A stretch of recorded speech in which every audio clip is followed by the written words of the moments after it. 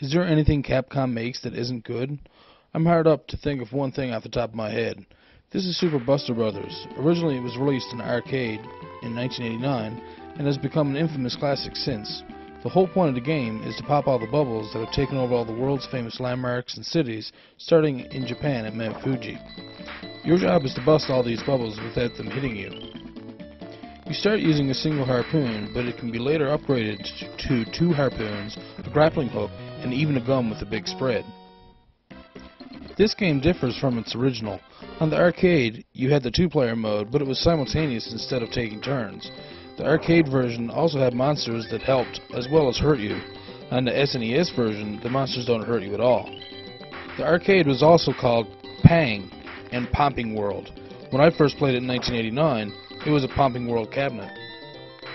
The 2-player mode that the arcade offered was much more fun and was used again when PlayStation had the compilation of the first 3 games called Buster Brothers Collection released. Getting back to the game, there are power-ups and food that you can collect as well. As far as I know, the food only gives you points. Other items include an hourglass which slows the bubbles down, a clock which stops the bubbles for a given amount of time, a force field that protects you from being hit once, and dynamite which turns all the bubbles into their smallest size. A lot of people classify this game as a shooter, but is it really? I mean, you do shoot bubbles. I like to think that this is a puzzle game more than anything. It's like Arkanoid. What kind of game would you call that? Is it a shooter too? I don't know. I also find most people have never heard of it, and this game is so addictive. I recorded 2 hours of video just because I got into it so much. I forgot I was even recording and just kept playing. When this game came out, Nintendo barely advertised it. In Japan, the original versions and all the sequels were hits. Here in North America, it was barely spoken of, and the game box itself looked like shit. I mean, look at this fucking crap. I mean, it's fucking gross. What kid would want to even look at the back of the box? Despite the hideous cover, the game itself is fun, but it still needs the 2-player co-op that the arcade had. Because of this, I suggest getting the collection on PS1. Plus, the original Buster Brothers is my favorite. I was lucky enough for the arcade to be at a store I would frequent when I was a kid, and it was there shortly after it was released. But enough of the history, let's get back into the game. I'm currently playing arcade mode, which is moving from place to place and busting all the bubbles as you travel the world.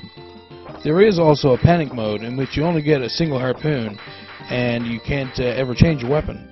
You then pop an endless onslaught of bubbles while building up a meter on the bottom of your screen. When the meter is full, you gain a level and the meter depletes. The higher your level, the more bubbles appear and the faster they get. Much faster. The top level is 99. I should have taken the time to record some action in panic mode, but I figured gameplay from the arcade mode would have been enough. I mean, I did end up getting roughly about 6 hours of recording time for this one. There are also a lot of different creatures that show up, which usually end up helping you bust the bubbles. Some can also drop food, items, and even extra lives. The only creatures that tend to walk on the ground are the alligators. The alligators tend to eat the smallest bubbles and bust the bigger ones. Oh, speaking of which, here comes the little guy now. Look at him going. Oh, 2 of them. Chomp, chomp. He'll eat that bubble. Gone.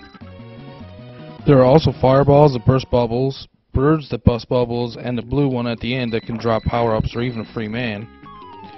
And then there are unicorns. The unicorns can be shot for a free man every time, and I believe they usually show up based on the timer whenever they do appear in a stage. So whenever you see one, you want to get one for a free man. Get yourself a free man. The timer is another aspect of the game that adds difficulty. When it gets to 20 seconds, you also get the panic music, which scares the shit out of you. Thanks, stressful music. Ooh, look, there's the birds. Look, where'd they go? Oh, and here they come again. It's so hard to get the fucking birds all the time, too. Go so fast. If you want a fun and challenging puzzle-ish game, give Super Buster Brothers a try. Or as I mentioned earlier, go buy the Buster Brothers collection for the PS1. You won't be disappointed. As for me, I have to go do some more reviews, but I'm going to give Panic Mode one more try. I mean, I did make it to level 67. Anyways, thanks everybody for watching, and I hope to see you next time. Don't forget to comment, like, and subscribe. Thanks.